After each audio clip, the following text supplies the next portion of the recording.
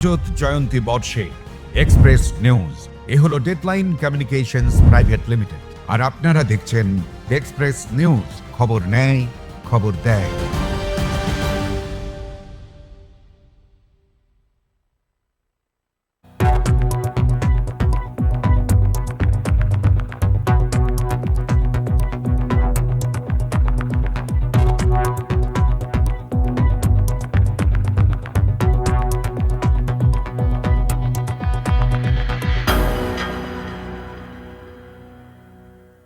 Health Express brought to you by Poroshmoni Healthcare Private Limited, Robotic Asansol।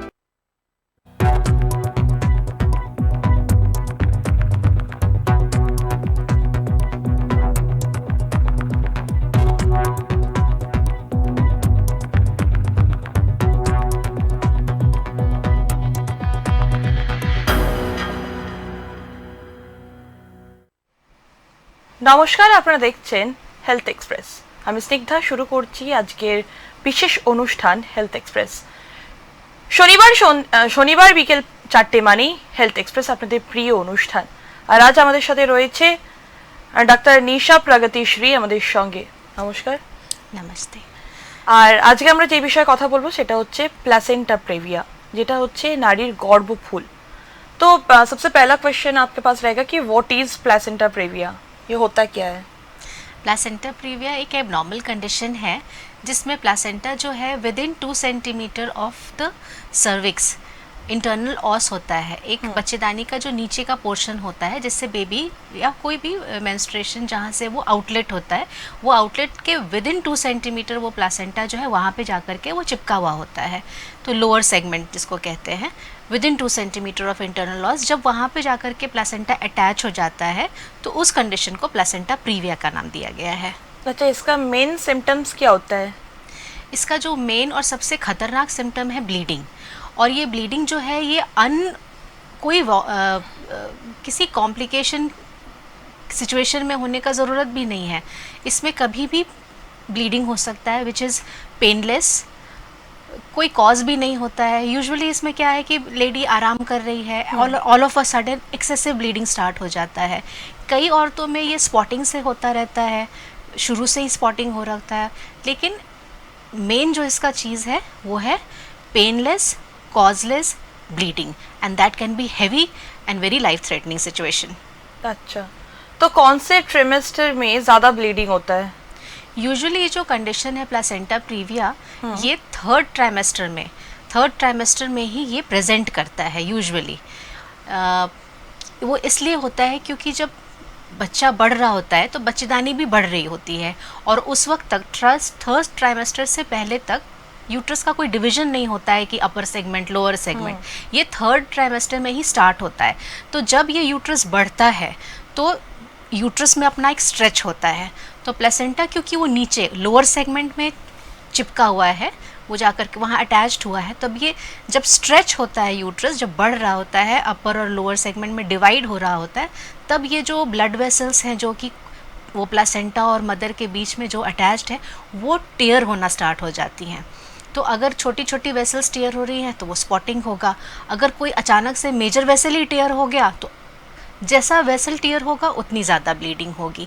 इसीलिए third trimester bleeding which can be starting from spotting to heavy bleeding, यही presentation है placenta previa का। अच्छा, किन pregnant women में risk ज़्यादा होता है? प्लासेंटा प्रीविया यूजुअली जो रिस्क फैक्टर्स हैं वो जब पेशेंट हमारे पास पहली बार आती हैं तभी हमें रिस्क फैक्टर्स को एक्नॉलेज कर लेना चाहिए। अब वो कौन कौन से हैं? तो वर्ल्ड वाइड जो सबसे बड़ा रीज़न है वो इंक्रीजिंग सिजेरियन सेक्शन जो हो रहा है। सिजेरियन सेक्शन जैसे जैसे 1 सिजेरियन 2 सिजेरियन 3 सिजेरियन, तो जितनी बार सिजेरियन सेक्शन हो रहा है उतनी बार उतना ज़्यादा प्लासेंटा प्रीविया का रिस्क भी बढ़ता है। इसके अलावा कोई भी बच्चेदानी में सर्जरी होती है, जैसे हम फाइब्रॉइड के लिए जो ट्यूमर होता है उसकी सर्जरी करते हैं, सिंपल जो डीएनसी जो सफाई होती है उसके लिए, या हिस्ट्रोस्कोपिकली हमने कभी एडहेशंस था जो यूट्रस अंदर में चिपका रहता है उसका कोई ट्रीटमेंट किया जिसको एडहेशियोलिसिस कहते हैं, या कोई पॉलिप निकाल दिया, या उसका अगर ब्लीडिंग बहुत पहले होता था उसके लिए डीएनसी हुआ था, कोई ऐसी सर्जरी है, हिस्ट्री है, तो इनमें प्लेसेंटा प्रीविया ज़्यादा होगा। अगर पेशेंट आके कहती है कि उसने आर्टिफिशियल रिप्रोडक्टिव टेक्निक्स IVF से किया है कंसीव, उनमें भी ये चांसेस देखा गया है प्लेसेंटा प्रीविया का। डायरेक्टली ये रीज़न नहीं होता है IVF का। IVF में इसलिए ज़्यादा होता है क्योंकि एक तो IVF में हम जानते हैं कि एक से ज़्यादा ही बच्चे कंसीव कर लेते हैं लोग, कभी ट्विंस, कभी कभी ट्रिपलेट्स भी। तो इसमें प्लेसेंटा का साइज़ बड़ा है, इसीलिए वो नीचे भी आकर के अटैच हो जाता है। तो डायरेक्ट कॉज IVF का एक तो ये है ट्विन प्रेगनेंसी, दूसरा है कि IVF में कुछ ना कुछ प्रॉब्लम बच्चेदानी में रहता है जिसके लिए लेडी ने कोई ट्रीटमेंट ले रखा होगा, जैसे एडहेशन है या ऐसा कुछ है, सैम्पलिंग हुई है जो बहुत एग्रेसिव कभी किसी ने कर दिया, तो इन रीज़न से भी IVF एक रीज़न बन जाता है। थर्ड है मैटरनल एज, अगर लेडी 35 एज से ऊपर की हैं या स्मोकिंग का हिस्ट्री देती हैं, तो ये सब रिस्क फैक्टर है जो कि प्लेसेंटा प्रीविया डाउट करना चाहिए और उसी वक्त हम लोग स्क्रीन कर लेते हैं पेशेंट्स तो ये को। स्मोकिंग, ड्रिंकिंग क्या प्लेसेंटा प्रीविया को मतलब और हार्मफुल बना सकता है? हाँ, इसमें चीज़ ये समझने का है क्योंकि कोई स्मोकर है तो उसके लंग्स का कैपेसिटी एक हेल्दी लंग्स की तरह नहीं होगा, तो ऑक्सीजन डिप्राइवेशन फील होता है। अब बच्चे को भी ऑक्सीजन चाहिए, तो प्लेसेंटा बाय नेचर क्या है कि वो बड़ा हो जाता है। अब प्लेसेंटा क्योंकि बड़ा होगा तो नेचुरल है कि वो अपर से लोअर भी एक्सटेंड कर जाएगा, तो वो उसको कहते हैं प्लेसेंटोमेगाली, मतलब नॉर्मल से ज़्यादा बड़ा प्लेसेंटा होना। ये स्मोकर्स में, ड्रग अब्यूज़र्स में ये होता है, तो ये प्लेसेंटा प्रीविया दे सकता है। तो कौन सा डिलीवरी सेफ होता है, मतलब नॉर्मल डिलीवरी की ये जो सीजर होता है? अगर कोई क्लियर कट प्लेसेंटा प्रीविया है, हाँ। इसका मतलब कि वो प्लेसेंटा जो है इंटरनल ऑस से विदिन 2 सेंटीमीटर में अटैच्ड है, तो safest I would say is caesarean section. लेकिन यहाँ पे समझने वाली चीज़ है कि प्लेसेंटा प्रीविया यूजुअली जो है रूटीनली हम लोग एनॉमली स्कैन, जो कि 5वें महीने पे जब गर्भवती महिला का स्कैनिंग हो रहा होता है, अल्ट्रासाउंड हो रहा होता है, तो उस वक्त प्लेसेंटा का लोकेशन भी देखा जाता है। तो उस वक्त प्लेसेंटा अगर विदिन 2 सेंटीमीटर है तब तो वो प्लेसेंटा प्रीविया है, स्ट्रेट, नो कन्फ्यूजन। लेकिन वो 2 सेंटीमीटर से ज़्यादा का डिस्टेंस पे है लेकिन लोअर सेगमेंट में ही है, तो उसको लो लाइंग प्लेसेंटा कहा गया है। तो कोई भी डिसीजन लेने से पहले ये माइन्यूटली देखना ज़रूरी है, पर अगर प्लेसेंटा प्रीविया है then definitely caesarean section should be advised. Okay, ये जो डायग्नोसिस के लिए बेस्ट टेस्ट क्या है? Ultrasound. Ultrasound is the best modality to diagnose your placenta previa. अब प्लेसेंटा प्रीविया का डायग्नोसिस अल्ट्रासाउंड में दोनों मेथड से हो सकता है। एक अल्ट्रासाउंड जो कि आप पेट से करते हैं और एक वेजाइनली करते हैं। तो इसमें एब्डोमिनली तो यूजुअली हम रूटीन जो 5 मंथ्स पे कर रहे हैं वो एब्डोमिनली होता है, तो वो 5 मंथ्स पे हो रहा है। अगर उस वक्त डॉक्टर को लगता है कि वो लो लाइंग प्लेसेंटा है या प्लेसेंटा प्रीविया है, तो उस लेडी का 32 वीक्स पे एक रिपीट स्कैन किया जाता है कि वो लो लाइंग प्लेसेंटा ही है या प्लेसेंटा प्रीविया है। क्योंकि मैंने आपको बताया था 3rd ट्राइमेस्टर में ही लोअर सेगमेंट और अपर सेगमेंट का फॉर्मेशन स्टार्ट होता है, तो उसको प्लेसेंटल माइग्रेशन का नाम दिया गया है। माइग्रेशन जैसा कुछ नहीं होता है, बस वो जब 2 पार्ट में यूट्रस बन रहा होता है तो प्लेसेंटा अपने आप, क्योंकि स्ट्रेच होकर के ऊपर जा रहा है, तो अपने आप उस रास्ते से वो ऊपर माइग्रेट कर जाता है। तो 32 वीक्स पे हम लोग डायग्नोस कर लेते हैं कि वो परसिस्टिंग लो लाइंग प्लेसेंटा है या परसिस्टिंग प्लेसेंटा प्रीविया है। एक तो ये है। कुछ कंडीशंस होती हैं जिनमें अल्ट्रासाउंड पे अगर डेफिनेटिव नहीं बता पा रहे हैं तो MRI is another thing that can complement an ultrasound. तो वो कौन सी कंडीशंस है? एक, अगर प्लेसेंटा जो है यूट्रस के आगे वाले हिस्से में ना होकर के पीछे अटैच हो रखा है, तो जब ऊपर से आप अल्ट्रासाउंड करेंगे तो आपको ठीक से नहीं दिखेगा क्योंकि बच्चे का सर वहाँ पर होगा या बॉडी का पार्ट, बेबी का कोई बॉडी पार्ट होगा जो कि आपको क्लियर असेसमेंट नहीं होने देता है कि कहाँ तक नीचे गया है प्लेसेंटा। उन केसेस में MRI हेल्प कर सकता है। या आपको डाउट होता है कि सिर्फ प्लेसेंटा ही नहीं, प्लेसेंटा जो है कुछ एबनॉर्मली अडहेयर्ड है, जिसको हम लोग प्लेसेंटा अक्रीटा स्पेक्ट्रम के नाम से आजकल हम लोग जिसको कहते हैं, उनको अगर देखना है तो उन केसेस में भी आप कर सकते हैं। और 32 वीक्स में अगर पेशेंट एसिम्प्टोमेटिक है, मतलब उसको कभी कोई ब्लीडिंग, स्पॉटिंग, पेन, ये सब का कोई हिस्ट्री नहीं हुआ है, तब 32 वीक्स में हम लोग एक वेजाइनली अल्ट्रासाउंड भी करके देखते हैं, क्योंकि वेजाइनली करने से बहुत क्लियरली दिखता है कि प्लासेंटा का लीडिंग एज, बेबी का हेड और इंटरनल लॉस के बीच में कितना डिस्टेंस है। और उस वक्त अगर लगता है कि बेबी का हेड प्लासेंटा से नीचे है और सर्विक्स के पास है और प्लेसेंटा ऊपर है बेबी के हेड से और 2 सेंटीमीटर से ज़्यादा ऊपर की तरफ है, उन केसेस में आप नॉर्मल डिलीवरी ट्राई भी कर सकते हैं। वाला बेसी अच्छा है सीजर करने से। हाँ, सिजेरियन से डरना ही चाहिए। और अगर सडन ब्लीडिंग हो जाए तो क्या करें? तो आपको एक तो इमीडिएटली आपको आपके डॉक्टर पहले ही बता के रखेंगे कि आपका प्लेसेंटा प्रीविया है, what to do and what not to do, सारे डूज एंड डोंट्स जानना चाहिए। अगर ब्लीड कर रहे हैं तो आपका बेटर है हॉस्पिटल अप्रोच करने के लिए। इसीलिए हम लोग हमेशा ही प्लेसेंटा प्रीविया वाले पेशेंट्स को कहते हैं कि आपके साथ हमेशा एक एडल्ट होना चाहिए, एक कार होनी चाहिए, आपका हॉस्पिटल से घर का डिस्टेंस कम हो, जिसके कारण हम लोग ये भी एडवाइस करते हैं कि अगर आप बहुत दूर गांव या बहुत अलग इलाके से हैं तो हॉस्पिटल के आसपास कहीं आकर शिफ्ट हो जाएं, क्योंकि आपको उस कंडीशन में घर तो नहीं बैठ सकते, क्योंकि वो ब्लीडिंग भले ही स्पॉटिंग हो या हल्का सा हो, वो कब कितना ज़्यादा हो जाएगा ये नहीं बता सकते, और वो कभी कभी जानलेवा और ख़तरनाक हो सकता है माँ के लिए भी और बेबी के लिए भी। तो आपको हॉस्पिटल ही तुरंत आना है और बेस्ट यही रहेगा। আচ্ছা, তো আপনারা এখন দেখছেন হেলথ এক্সপ্রেস, আর আমাদের এই বিশেষ অনুষ্ঠানকে এগিয়ে নিয়ে যেতে আমাদের সাহায্য করেছে আসানসোলে হেলথ ওয়ার্ল্ড হসপিটাল। স্বাস্থ্যসেবার সেরা পরিকাঠামো আসানসোলে হেলথ ওয়ার্ল্ড হসপিটাল। আজ আমরা যেটা নিয়ে কথা বলছি প্ল্যাসেন্টা প্লেভিয়া, মানে আমাদের যে নারীর গর্ভফুল যেটা হয় সেটা নিয়ে আমরা এখন কথা বলছি। ডাক্তার নিশা প্রগতিশ্রী রয়েছে আসানসোল হেলথ ওয়ার্ল্ড হসপিটাল থেকে।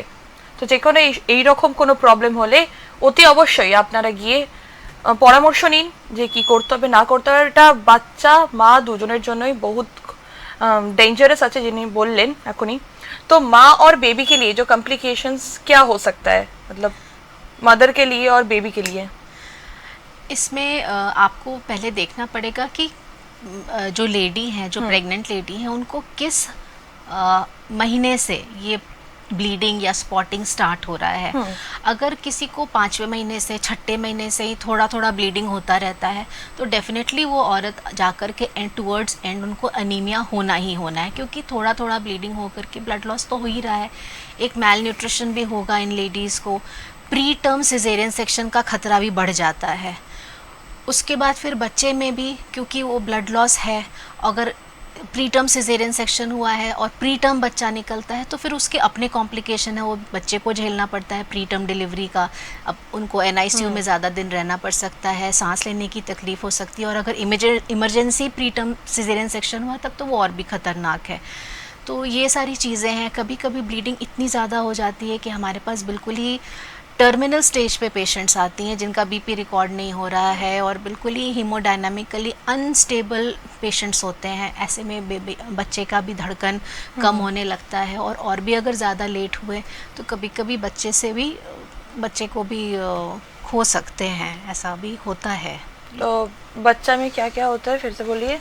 एक तो प्री टर्म डिलीवरी का खतरा भी बढ़ता है, और प्री टर्म डिलीवरी के अपने नुकसान हो सकते हैं, क्योंकि सिजेरियन सेक्शन में आप प्लेसेंटा नीचे है तो आप जब सिजेरियन सेक्शन में काट रहे हैं तो वो सारा ब्लड लॉस जो है वो काफ़ी बच्चे की तरफ से भी हो रहा होता है, तो बच्चे को खून देना पड़ सकता है। बच्चा क्योंकि प्री मैच्योर डिलीवर होगा तो उसको सांस लेने की तकलीफ़ होगी, तो उसको वेंटिलेटर, NICU केयर लंबा रखना पड़ सकता है। और अगर ज़्यादा से ज़्यादा ब्लीडिंग हो गई तो स्टिल बर्थ, जिसमें बच्चा अंदर ही ख़त्म हो सकता है। ये सारी चीज़ें हैं। तो इसका रिस्क कम करने के लिए क्या प्रिकॉशंस ले सकते हैं? अगर किसी को पता है कि वो सिजेरियन सेक्शन मतलब प्लेसेंटा प्रीविया है तो फिर उनको सारे प्रिकॉशंस, बेड रेस्ट, उनके साथ हमेशा एक एडल्ट का रहना, हॉस्पिटल के आसपास रहना, मतलब उनका हेमोग्लोबिन हमेशा 11 प्लस होना चाहिए। अगर मेजर प्लेसेंटा प्रीविया है जिसमें पता है कि सिजेरियन सेक्शन होना ही है, हमेशा एक डोनेशन करके डोनर कार्ड 1 या 2 हमेशा होना चाहिए। अपने डॉक्टर के कंसल्टेशन में रहिए, रेगुलर फॉलोअप में जब जब डॉक्टर बुलाते हैं तब करिए। कभी भी अपने स्पॉटिंग या छोटे से छोटे स्पॉटिंग को नेग्लेक्ट नहीं कीजिए। ये सारे प्रिकॉशंस होने चाहिए। अच्छा, तो जो ये प्लेसेंटा प्लेविया है और प्लेसेंटल एब्रप्शन में क्या डिफरेंस है? प्लेसेंटल अब्रप्शन जो है वो एक नॉर्मली सिचुएटेड प्लेसेंटा में भी हो सकता है। अब्रप्शन अच्छा। का मतलब होता है कि मतलब डिलीवरी से पहले, लेबर पेन से पहले ही प्लेसेंटा जो है यूट्रस से सेपरेट हो चुका है। अब वो एक नॉर्मली सिचुएटेड प्लेसेंटा भी हो सकता है। प्लेसेंटा नॉर्मली सिचुएटेड था, प्लेसेंटा प्रीविया नहीं था, लेकिन वो समय से पहले ही सेपरेट हो गया, तो वो प्लेसेंटल अब्रप्शन है। वो प्लेसेंटा प्रीविया के साथ भी हो सकता है कि प्लेसेंटा नीचे था और वो अब्रप्शन भी हुआ, मतलब वो प्लेसेंटा नीचे था और वो समय से पहले ही सेपरेट हो गया यूट्रस से, तो वो प्लेसेंटा अब्रप्शन है। और प्लेसेंटा प्रीविया जैसे मैंने बताया वो सेपरेशन नहीं होता, लेकिन उसका सिचुएशन अलग होता है, वो गलत जगह नीचे की तरफ जा कर के वो अटैच्ड हुआ पड़ा होता है। तो ये जो प्लेसेंटा प्लेविया जो आप बोल रहे हैं, इसका टाइप्स कितने सारे होते हैं? इसको 4 तरीके से देखा गया है। एक जो मैंने बताया था लो प्लेसेंटा, लो लाइंग प्लेसेंटा, जो कि लोअर सेगमेंट में है लेकिन 2 सेंटीमीटर से ज़्यादा डिस्टेंस है उसका इंटरनल लॉस से, सर्विक्स के इंटरनल लॉस से।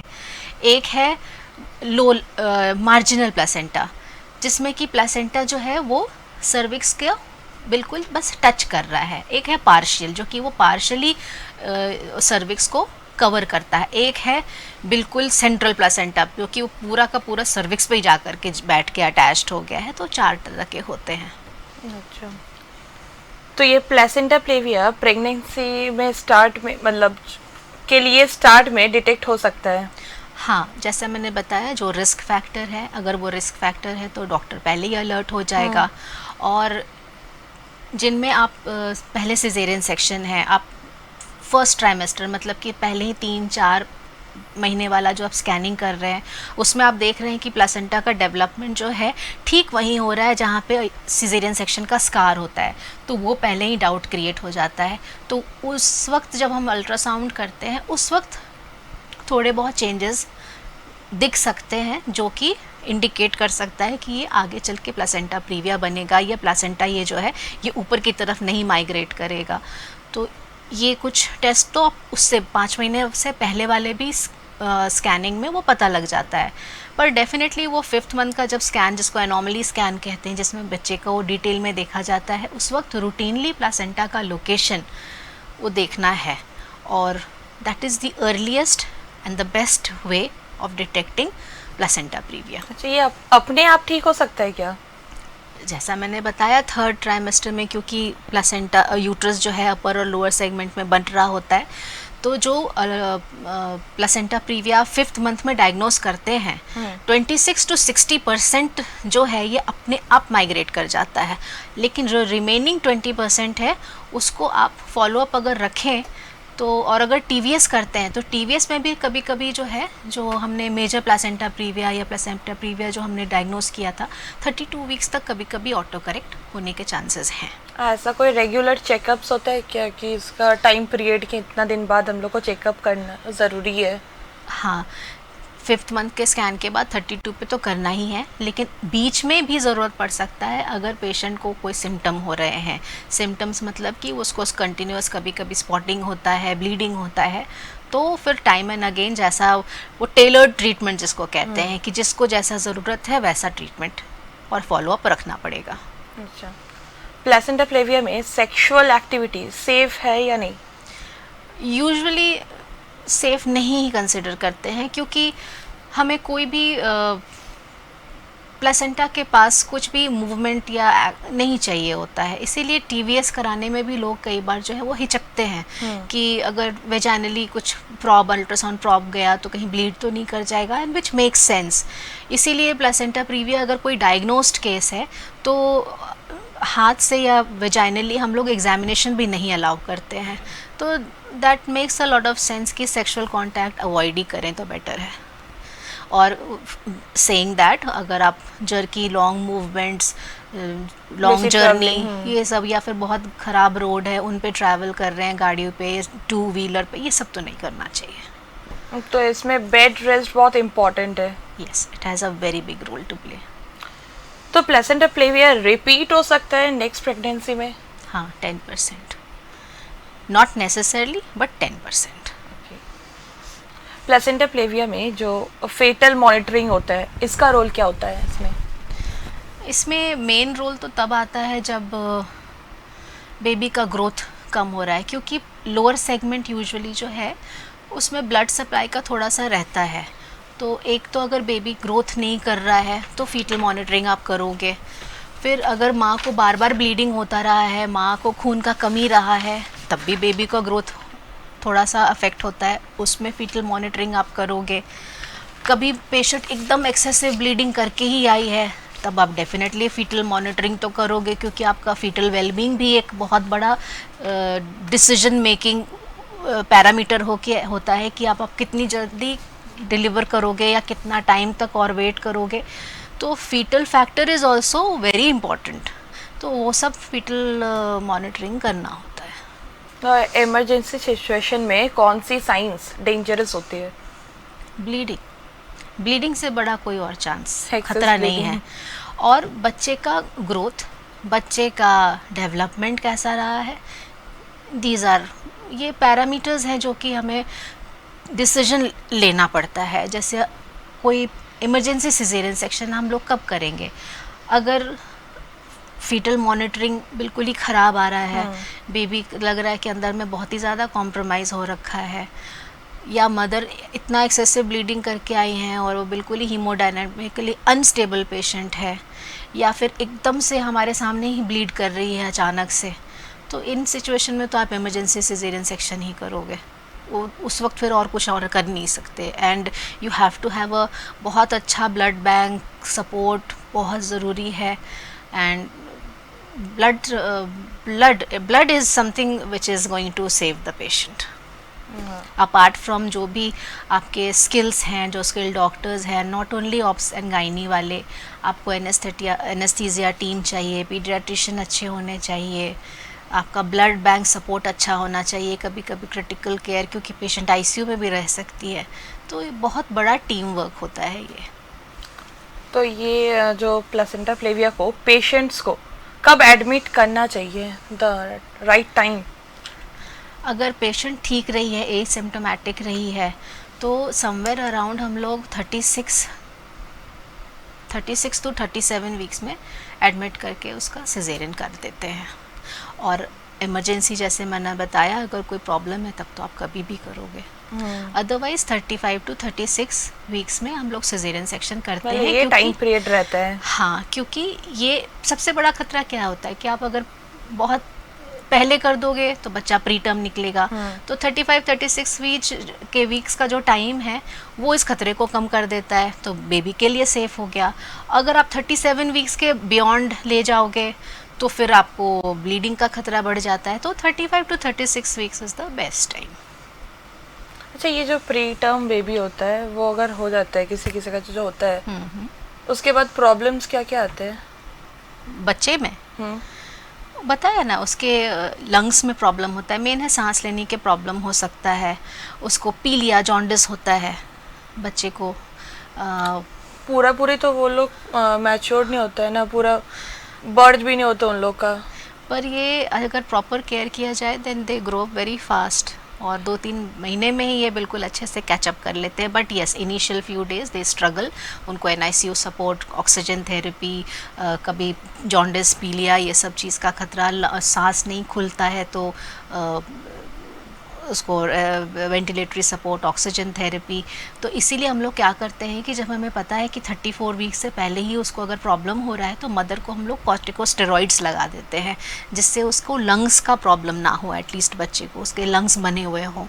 और 34 वीक्स के बाद अगर 2 शॉट लगे हुए हैं और 34, 35, 36 वीक्स में अगर लग रहा है कि डिलीवर करना पड़ेगा, तो एक सिंगल शॉट लगा करके भी अगर आप करते हैं तो प्री टर्म के कुछ ये सब कॉम्प्लिकेशंस को बहुत हद तक मिटिगेट किया जा सकता है. अच्छा, क्या ये अर्ली प्रेगनेंसी में प्लेसेंटा प्रेविया डेंजरस हो सकता है? Placenta previa is always dangerous. ना वो फर्स्ट ट्राइमेस्टर में सेफ है ना लास्ट ट्राइमेस्टर में, बट फर्स्ट ट्राइमेस्टर में हम लोग एकदम से तो वार्निंग नहीं कर सकते, क्योंकि उसके चांसेस हैं कि वो अपने आप ऑटो करेक्ट हो जाएगा। 60 to 80% केसेस में वो ऑटो करेक्ट हो जाएगा। बट येस, अगर पेशेंट को ब्लीड कर रहा है, प्रीवियस प्रेजेरेंस सेक्शन का हिस्ट्री है, तो थोड़ा सा पेशेंट को काउंसलिंग का ज़रूरत पड़ता है। और अगर किसी पेशेंट को ब्लीडिंग नहीं हो रही है, फिर इसमें क्या रिस्क है? अगर पेशेंट एसिम्टोमेटिक रही है तब तो सबसे अच्छा चीज़ है ये। तब तो 34 वीक्स पे उनको स्टेरॉइड्स लगा के रखिए और 36-37 वीक्स तक डिलीवर कर लीजिए। और ट्रैवल करना क्या सेफ है इस टाइम पे? क्योंकि हमें कोई जर्की मूवमेंट्स नहीं चाहिए, हमें बिल्कुल प्लेसेंटा में कुछ भी हलचल नहीं चाहिए, तो अवॉइड कीजिए ये सब चीज़ें। और अगर आप अपने हॉस्पिटल के करीब रहें तो और भी अच्छा है। तो ट्रैवलिंग करें तो सिर्फ डॉक्टर के पास आने के लिए करें, या बहुत ज़रूरी है तो बस घर में ही करें। তো এখন আপনারা দেখছেন হেলথ এক্সপ্রেস, আর আমাদের এই বিশেষ অনুষ্ঠানকে এগিয়ে নিয়ে যেতে আমাদের সাহায্য করেছে আসানসোলের হেলথ ওয়ার্ল্ড হসপিটাল। স্বাস্থ্যসেবার সেরা পরিকাঠামো আসানসোলে হেলথ ওয়ার্ল্ড হসপিটাল। সময় একটা ছোট্ট বিরতির, ফিরে আসছি বিরতির পর।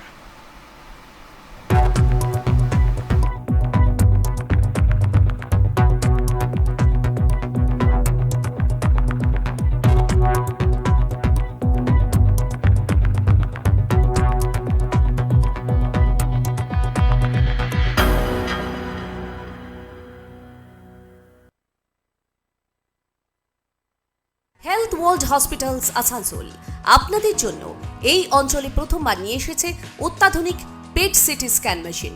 এই মেশিনের সাহায্যে ক্যান্সার, হৃদরোগ, মস্তিষ্কের রোগ, স্নায়ুজনিত রোগ ছাড়াও আরও অনেক রোগের প্রাথমিক পর্যায়ে দ্রুত এবং নির্ভুলভাবে শনাক্তকরণ করা সম্ভব।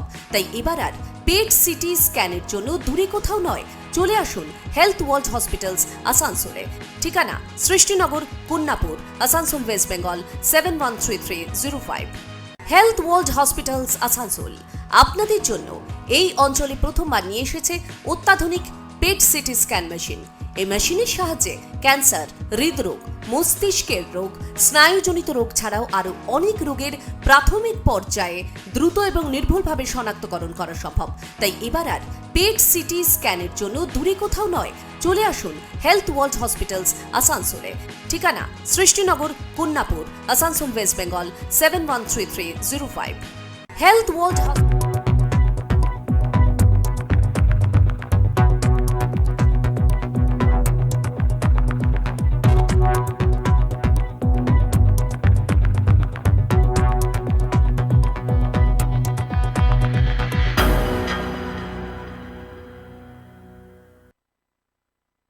বিরতির পর আপনারা দেখছেন হেলথ এক্সপ্রেস। আর আজ আমরা যে বিষয়ে কথা বলছি সেটা হচ্ছে প্ল্যাসেন্টা প্রেভিয়া, অর্থাৎ নারীর গর্ভফুল। আর আমাদের এই বিশেষ অনুষ্ঠানকে এগিয়ে নিয়ে যেতে আমাদের সাহায্য করেছে আসানসোলে health world hospital. Health world hospital স্বাস্থ্যসেবার সেরা পরিকাঠামো। আর আজকে আমাদের সাথে রয়েছে আমাদের বিশেষ অতিথি doctor Nisha Pragatishree, senior obs and gynaecologist. Next question में जाते हैं कि क्या एक्सरसाइज अलाउड है इस टाइम पे?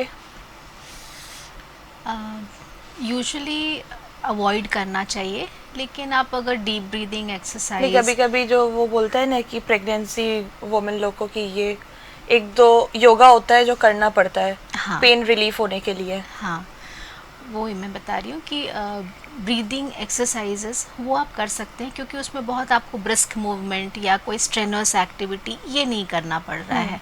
लेकिन अगर कोई सिम्टोमेटिक लेडी हैं जिनको on end of frequently spotting या ब्लीडिंग है, तो फिर उनको तो टोटली अवॉइड ही करें। और अगर एसिम्टोमेटिक है, लो लाइंग प्लेसेंटा है तब, और पेशेंट शुरू से ही कुछ ना कुछ योगा या कुछ इस तरह का एक्सरसाइज कर रहे थे, तो वो थोड़ा बहुत एक्सरसाइज कर सकते हैं, प्रोवाइडेड उनको कोई सिम्टम्स ना स्टार्ट हो। एक बार अगर सिम्टम स्टार्ट हो गया तब तो हम लोग टोटली उसको कहते हैं कि आप योगा या किसी भी फॉर्म का एक्सरसाइज, चाहे वो स्विमिंग ही क्यों ना हो, ये सब चीज़ें आप अवॉइड करें। क्योंकि कोई भी मूवमेंट जो है, जब आप पेट पे प्रेशर डालते हैं तो उस वक्त जैसे भारी सामान उठा लेना या पैर झुक करके किसी को नमस्ते या ये सब करना, तो ये प्लेसेंटल ब्लीडिंग को प्रमोट कर सकता है। अगर कोई एसिम्टोमेटिक भी हैं और वो कोई जर्की मूवमेंट या कोई ऐसा स्ट्रेनस काम करें तो उनको bleeding, spotting, pain, preterm labour, ये सब चीज़ें प्रमोट हो सकता है। कभी कभी बच्चेदानी से पानी निकल जाना, ये सब चीज़ें प्रमोट करता है। तो एज़ फार एज़ पॉसिबल आप अवॉइड करें, लेकिन सिलेक्टिव केसेस में जैसा मैंने बताया आप mild breathing exercises, sitting yoga जिसमें बहुत ज़्यादा स्ट्रेन ना पड़े, with a good instructor and who should know your, आपका वो पूरा वो हिस्ट्री समझे कि आपके क्या प्रॉब्लम है, एंड एक्सपीरियंस्ड इंस्ट्रक्टर के साथ आप कर सकते हो। अच्छा, तो ये प्लेसेंटा प्लेविया और नॉर्मल प्रेगनेंसी में जो ब्लीडिंग होता है उसमें डिफरेंस कैसे समझे?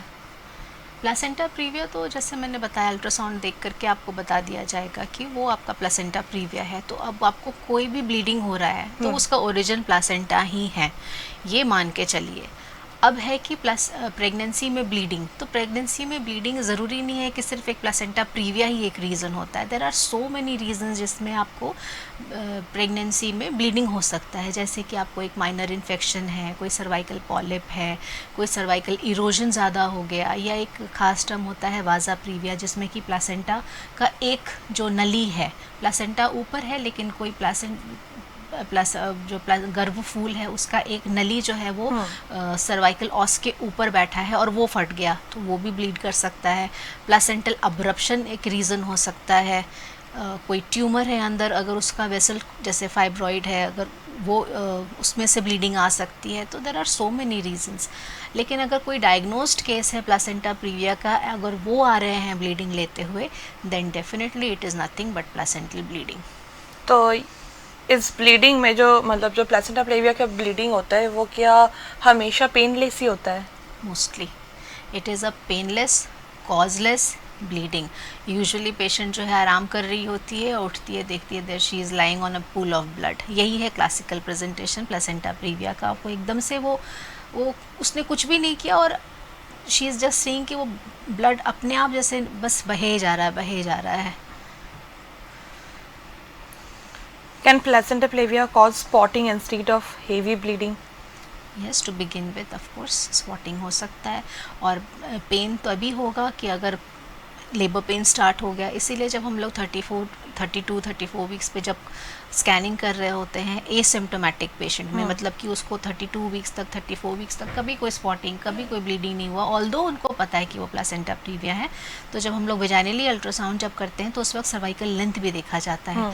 अगर सर्वाइकल लेंथ कम हो रहा है और प्लेसेंटा प्रीविया भी है तो हम लोग पहले ही पेशेंट को काउंसल करके रखते हैं कि आपके preterm caesarean section, preterm delivery के चांसेस होंगे, ब्लीडिंग का खतरा है और ये ब्लीडिंग मैसिव हो सकता है और क्लासिक आपको सिजेरियन सेक्शन में भी कन्वर्ट होना पड़ सकता है। तो are there any early warning signs before the bleeding starts? Just bleeding is the only warning sign. तो what are the major risk factors associated with the placenta previa? Placenta previa का risk factors तो जैसे बताया मैंने आपको, caesarean section, any uterine surgeries जो कई तरह के हो सकते हैं, फाइब्रॉइड के लिए, पॉलिप के लिए, जो हिस्ट्रोस्कोपिकली हम लोग कुछ सर्जरीज करते हैं जैसे एडहेशोलिसिस, साइनिकी, पॉलिप, आपका क्यूरेट, या फिर कोई बच्चेदानी में पहले आपका कोई फॉरेन बॉडी था उसको निकाला, साथ में सफाई करी, कोई डीएनसी बार बार करवाया हो, ये सब रिस्क फैक्टर है। Age factor more than 35, smoking, drug use, ये सब चीज़ें हैं रिस्क फैक्टर्स में। How does this maternal age affect the changes of developing the placenta previa? Maternal age इसलिए क्योंकि यूट्राइन सप्लाई से, थ्योरीज से कि यूट्राइन सप्लाई जो है विथ एडवांस्ड एज वो थोड़ा कॉम्प्रोमाइज्ड रहता है। इसीलिए any women who is conceiving beyond 35 years of age, जो 35 उम्र से ज़्यादा कंसीव करते हैं, उनमें एक मेडिसिन है जिसे उनको ब्लड थिनर्स कहा जाता है, मतलब वो खून को पतला रखते हैं, वो दिया जाता है ताकि ब्लड सप्लाई बेबी की तरफ ज़्यादा से ज़्यादा हो सके। तो 35 इयर्स में जब मेरी मदर कोई है तो उनके ब्लड सप्लाई क्योंकि कम हो रहा है, तो सेम फैक्टर वहाँ भी है कि अब ब्लड कम है तो प्लासेंटा का साइज़ बड़ा हो जाएगा, क्योंकि वो अपना सरफेस बढ़ाएगा कि बेबी की तरफ ज़्यादा ब्लड हो, तो वो भी प्लासेंटा प्रीविया क्रिएट करता है इस तरह से। और यही फैक्टर स्मोकिंग के लिए है और ड्रग अब्यूज़र्स के लिए भी है। तो क्या ब्लड ट्रांसफ्यूशन की ज़रूरत पड़ सकती है? हाँ, ब्लड ट्रांसफ्यूजन सब बहुत ज़रूरी होता है और हम लोग पेशेंट्स को पहले ही बता के रखते हैं कि वो अपना डोनर्स रेडी रखें और पेशेंट शुड बी विलिंग कि वो ब्लड ट्रांसफ्यूजन लें। थैंकफुली हम लोग इंडिया में बैठे हैं जहाँ पर ब्लड ट्रांसफ्यूजन के लिए लोग मना नहीं करते हैं, but there are certain group of people जो कई फैक्टर्स की वजह से ब्लड ट्रांसफ्यूजन नहीं एक्सेप्ट करते हैं। तो वहाँ पर हमें कुछ सेल्फ सेवर्स कुछ टेक्निक होती हैं जिनमें पेशेंट के ही ब्लड को कलेक्ट करके उसको प्रोसेस करके वापस पेशेंट को देना पड़ता है। बट येस, अगर कोई ब्लीडिंग है then blood transfusion is the only way out, और कोई तरीका है नहीं। और हाँ, प्रेगनेंसी में ही पेशेंट को आयरन सप्लीमेंट्स लेकर के, अच्छा डाइट मेंटेन करके उनको हीमोग्लोबिन 11 से ऊपर रखना चाहिए। प्लेसेंटा प्लेविया में अल्ट्रासाउंड में क्या क्लियर दिखता है? हाँ, अल्ट्रासाउंड में उनके अपने कुछ फीचर्स होते हैं। जैसे एक तो प्लेसेंटा बिल्कुल नीचे होगा, तो आप वहाँ से उसका जो सर्वाइकल लेंथ, जो इंटरनल ऑस है, उससे लीडिंग एज ऑफ प्लेसेंटा, उसका डिस्टेंस मेजर करोगे तो वो आपको बता देगा कि लोअर लाइंग प्लेसेंटा है जो कि माइल्डर फॉर्म है और उसके चांसेस ज़्यादा होंगे कि वो नॉर्मल हो जाएगा 3rd ट्राइमेस्टर में जा कर के। और अगर वो 2 सेंटीमीटर से और कमी है और पास है इंटरनल ऑस के, तो वो डेफिनेटली प्लेसेंटा प्रीविया है। और फिर भी उसके 32 वीक्स तक चांसेस तो रहते ही हैं आगे जाने के। लेकिन कोई अगर प्रीवियस ये surgical history, caesarean section, placenta anterior wall पे लगा हुआ है, तो ये चांसेस थोड़े कम हो जाते हैं कि प्लासेंटा वापस से अपने नॉर्मल जगह जा पाएगा। तो ये रिस्क फैक्टर्स, फिर रिस्क फैक्टर्स में ही ज़्यादा हाई रिस्क फैक्टर्स, ये सब देखना पड़ता है पेशेंट का। Why is this vaginal examination avoided in the suspected placenta previa cases? क्योंकि आप जब वेजाइनल एग्जामिनेशन कर रहे हैं और प्लासेंटा तो बिल्कुल वहीं 2 सेंटीमीटर के डिस्टेंस पे बैठा हुआ है और आप उंगली लगाओगे, वो एकदम से उसके ब्लड वेसल्स वहाँ पे टीयर होंगे या यूट्रस इरिटेट होगा, और पेशेंट अगर नहीं भी ब्लीड कर रहा था तो उसको टोरेंशियल ब्लीडिंग स्टार्ट हो जाएगी। इसीलिए प्लीज़ कोई भी इस एग्जामिनेशन से पहले एक बार हम लोग अल्ट्रासाउंड ज़रूर देखते हैं, प्लासेंटा का लोकेशन ज़रूर देखते हैं, तभी पेशेंट को हाथ लगाना चाहिए। तो how often should follow up scans be done? इनका जैसे मैंने बताया टेलर मेड, जैसा जिसका रिक्वायरमेंट है, इसमें कोई फिक्स्ड रूल नहीं है कि ये प्लासेंटा प्रीविया में ऐसे होगा। ये इंडिविजुअल बेस्ड होता है, क्योंकि किसी का सिम्टम्स कब हो रहा है, कितना हो रहा है, ट्विंस है कि सिंगल है, बहुत सारे फैक्टर्स प्ले करता है। प्लस उनके बहुत सारे सिजेरियन सेक्शन हो रखे हैं, तो स्कार का भी एक टेंशन रहता है कि स्कार जो है वो गिव वे ना कर दे, फट ना जाए, पहले के बच्चेदानी का जो स्टिच है वो फट ना जाए। तो क्योंकि इतने सारे रिस्क फैक्टर्स हैं और प्लेसेंटा प्रीविया भी अपने आप में एक प्रॉब्लम है, तो इसको इंडिविजुअलाइज करके नहीं, ये टेलर मेड होता है। पेशेंट को टाइम टू टाइम बुलाना पड़ता है और कब वो टाइमिंग होगा वो आपके कंडीशन को देखते हुए डॉक्टर आपको बताएंगे। तो ये हॉस्पिटलाइजेशन का कब रिक्वायर्ड है कि हॉस्पिटलाइज्ड होना है? अगर कोई बेड रेस्ट पे ही था और सब कुछ ठीक चल रहा था, अचानक से ब्लीड कर गया, तो आप उसको हॉस्पिटलाइज करके स्टेबलाइज करोगे। क्योंकि अगर बहुत ही प्रीटर्म है बच्चा तो आप थोड़ा सा 48 आवर्स टाइम लेते हो, उस वक्त आप उनको दवाइयाँ देते हो कि पहले तो बच्चे के लिए आप स्टेरॉइड्स दोगे ताकि अगर सिजेरियन सेक्शन करना पड़ रहा है तो 2 इंजेक्शन लगने हैं, तो 48 आवर्स आपको टाइम चाहिए, तो उसके लिए आप हॉस्पिटलाइज करके ही उसको बच्चे के लिए मदर को इंजेक्शन लगाओगे। क्योंकि उस 48 आवर्स क्रूशियल है, अगर उसमें ब्लीड ना कर जाए उस वक्त आप उसका बच्चे का भी मॉनिटरिंग करोगे, तो ये घर में तो पॉसिबल नहीं है, आप एडमिट करके ही करते हैं। सेकेंड है, मदर हीमोडायनामिकली स्टेबल रहे। अगर बहुत ज़्यादा एनीमिया हो रखा है तो इस 48 आवर्स में आप उसको ब्लड भी दोगे। अगर ये सब कंडीशंस देखते हुए एडमिट करना पड़ता है। और अगर किसी का 35-36 वीक्स हो गया तो आप एडमिट करके थोड़ा सा स्टेबलाइज करके, अगर टाइम परमिट करता है, पेशेंट का कंडीशन और बेबी का कंडीशन परमिट करता है, तो आप हॉस्पिटलाइज करके फिर सिजेरियन सेक्शन प्लान करोगे। तो ये मेडिकेशंस भी तो होते होंगे, तो what are the medications may be used to manage this placenta previa? पहले तो placenta previa is not a medical situation, it's a surgical situation more of a kind. तो इसका कोई मेडिसिन नहीं है जिससे ठीक हो सकता है, ऑलवेज सर्जरी करना पड़ेगा? Of course medicine come handy only जब ब्लीड कर रहा है और ब्लीडिंग को कंट्रोल करना है। अच्छा, सिर्फ उतना ही रोल है। It is not a medical condition, it is a surgical condition. तो can this placenta previa be managed at the home in the mild cases?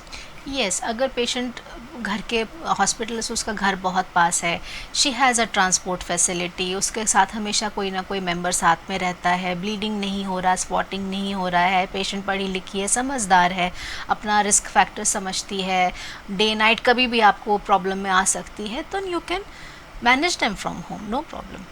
अच्छा, what are the risk of a baby in this placenta previa? Prematurity is one of the factor.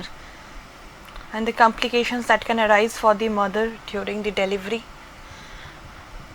अगर major placenta previa है तो caesarean section जो है वो बहुत ही planned वे में किया जाता है, और उसमें सिर्फ ऑब्स्टेन गाइनी या किसी ऑब्स्टेट्रिशियन का ही नहीं रोल होता है, मल्टी डिसिप्लिनरी अप्रोच होता है जिसमें आपका एक टीम होता है। उस टीम में आपके ऑब्स्टेन गाइनी के डॉक्टर्स होते हैं, पीडियाट्रिशियंस होते हैं, एनेस्थीसिया टीम होती है, क्रिटिकल केयर आईसीयू वाले डॉक्टर्स होते हैं, ब्लड बैंक फैसिलिटी होना चाहिए, इवन जनरल सर्जन या यूरोलॉजिस्ट को भी रखना पड़ सकता है अगर वो प्लेसेंटा प्रीविया से ज़्यादा कुछ है तो। और उसके रिस्क फैक्टर्स यही हैं कि सिजेरियन सेक्शन में कभी कभी अगर ब्लीडिंग नहीं कंट्रोल हुई तो औरत को बच्चेदानी भी निकालना पड़ सकता है। पर उससे पहले और भी कई सारी चीज़ें हैं जो आप कर सकते हो ड्यूरिंग सिजेरियन सेक्शन जिससे उसका ब्लीडिंग कंट्रोल किया जा सके। वो भी सर्जिकल टेक्निक हैं, कुछ मेडिकेशंस हैं जो आप दे सकते हो। तो ये जो डिलीवरी का टाइम कैसे डिसाइड कर सकते हैं?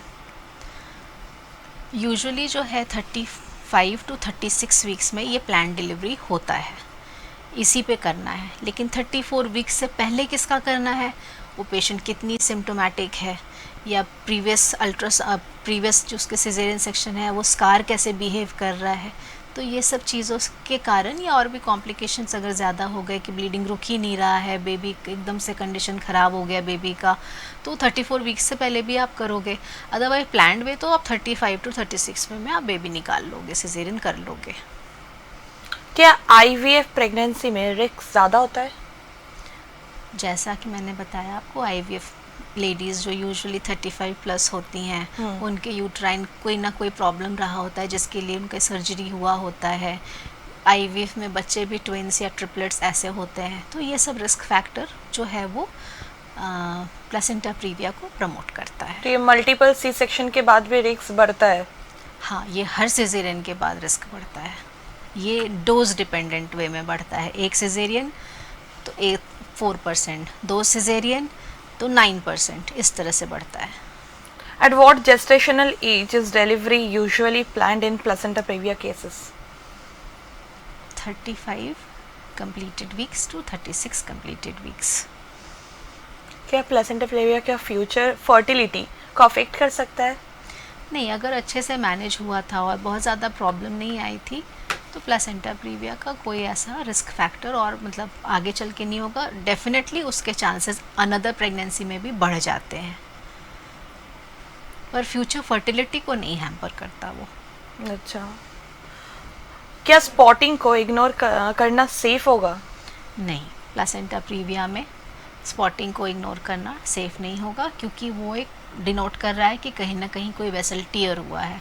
अब और कितना ज़्यादा ब्लीडिंग होगा ये बताना मुश्किल होता है, और जैसा मैंने आपको बताया कभी कभी प्लेसेंटा प्रीविया और प्लेसेंटा अब्रप्शन एक साथ भी हो सकता है।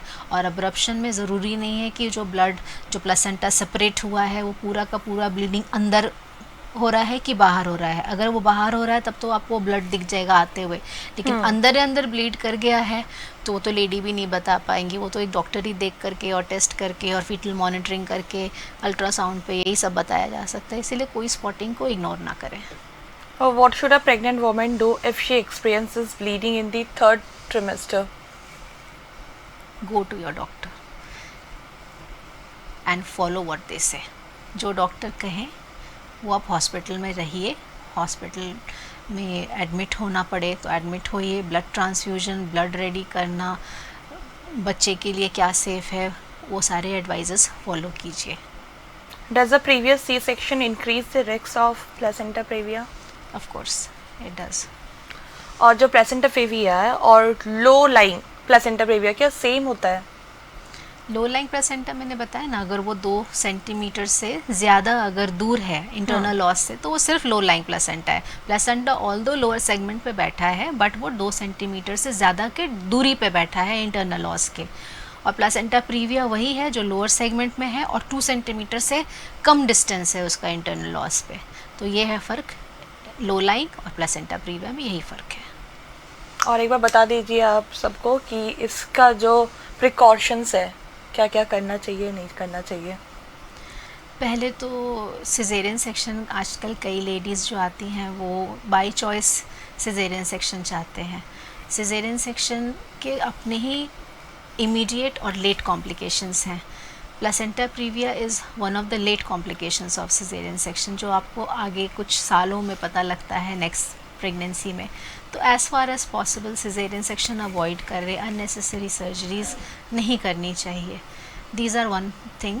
एंड अगर प्लेसेंटा प्रीविया आपको हो ही गया है देन प्लीज़ अपना डाइट प्रॉपर रखें, अपने आयरन सप्लीमेंट्स, मल्टीविटामिन सप्लीमेंट्स ये सब प्रॉपरली खाएं, सारे अपने बेड रेस्ट रहें, हॉस्पिटल में जब जाना है टाइमली अपना फॉलोअप रखें, किसी भी स्पॉटिंग को, किसी भी सिम्टम को इग्नोर ना करें. ये सब चीज़ें बहुत क्रूशियल होती हैं. टाइमली डॉक्टर से मिलना, समय पे मिलना, ये बहुत क्रूशियल होता है. তো আজ আমরা যে বিষয়ে কথা বললাম সেটা হচ্ছে প্ল্যাসেন্টা প্লেভিয়া অর্থাৎ নারীর যে গর্ভফুল. তো এই সব জিনিসগুলো আপনারা অবহেলা না করে যত জলদি সম্ভব আপনারা ডাক্তারের সাথে যোগাযোগ করুন আর কথা বলুন. আর যেমনটাই কি বললো কি যে বেশি ট্রাভেল করা বারণ আছে, একটুখানি হেলদি ফুড খাওয়া দরকার, হেমোগ্লোবিন 11-এর ওপরে থাকলে ভালো হয়. তো আমাদের আজকের এই বিশেষ অনুষ্ঠানকে এগিয়ে নিয়ে যেতে আমাদের সাহায্য করেছে আসানসোলে হেলথ ওয়ার্ল্ড হসপিটাল, স্বাস্থ্যসেবার সেরা পরিকাঠামো আসানসোলে হেলথ ওয়ার্ল্ড হসপিটাল. আর আজকের আমাদের এই অনুষ্ঠানকে অবশ্যই এগিয়ে নিয়ে যেতে আমাদের বিশেষ অনুষ্ঠানে সঙ্গে ছিলেন doctor Nisha Pragatishree, senior consultant of obs and gyno. তো আজকে আমাদের হেলথ এক্সপ্রেস এখনকার মতন এই পর্যন্তই. চোখ রাখুন এক্সপ্রেস নিউজে.